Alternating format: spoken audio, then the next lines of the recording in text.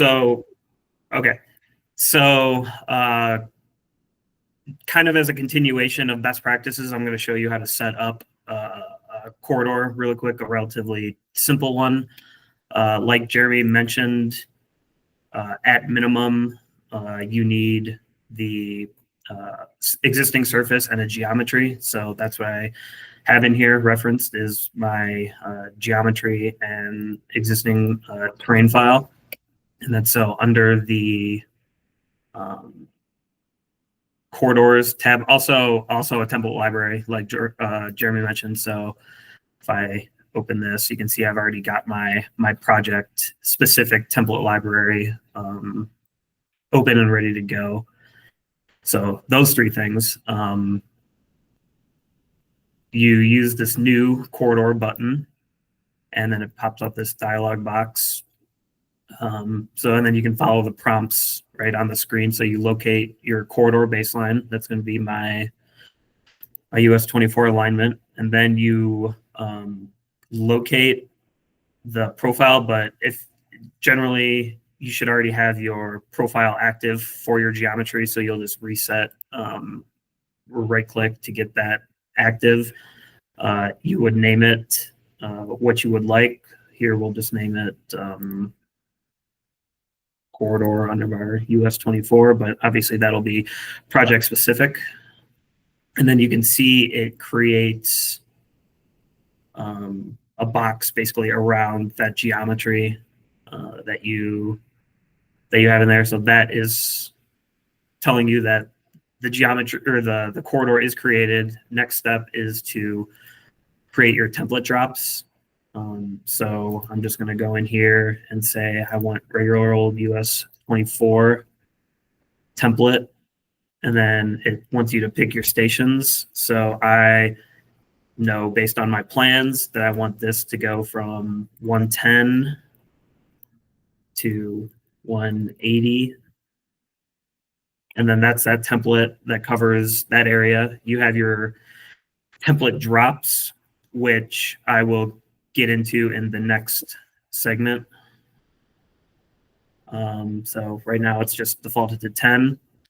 So that, and then as you can see, that big box kind of goes away, and now it's the specific corridor or template drop area that you just selected. And so you just keep on going down the line. I'm going to select the new template. Again, that'd be based on like typical sections or something. I'll do 180 because that would, in the typical sections, you go 110 to 180 and then 180 to, here we'll do 230. But I will show you why that's not necessarily the best practice real quick, and then I'll show you kind of what we do instead. So now I've got two template drops in there. You can see they're very different. And like Jeremy said, get used to operating in multiple screens. So I'll open up another view, and then I'm going to open up the dynamic sections or the cross-section modeler for this corridor. So I'll do that in here. And then I'm going to go to my section 180.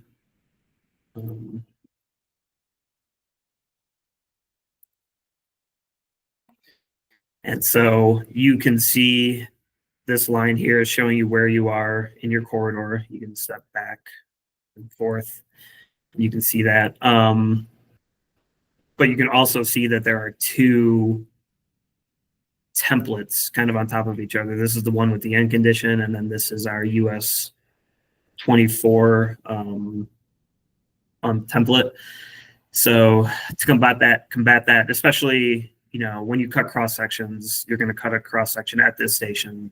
So you want clarity in what's actually being done. So yeah, under the corridor objects, or the bucket as we call it, you select your corridor.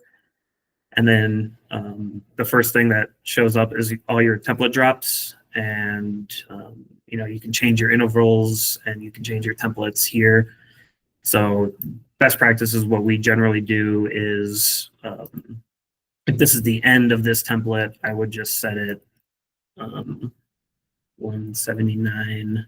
99.9, just, a tenth of a foot off. And then you can see that automatically updates to now show in the dynamic section that US 24 template is gone, and you only have your US 24 with end conditions. And so I can go scroll back one. There it is. And that's just to help with triangulation after the fact when you create your proposed surfaces and stuff. You don't have features on top of other features, and that would just confuse the software. And then just another tool you can use in here, you can place temporary dimensions so kind of like what you're playing with, what you're seeing, so you can verify that your lanes are at the correct length and slope and all that. And then similar to the outside, like if you want to know how deep your ditch is, you can use a vertical dimension on that, and then it'll show you. So Sahar, you can stop recording.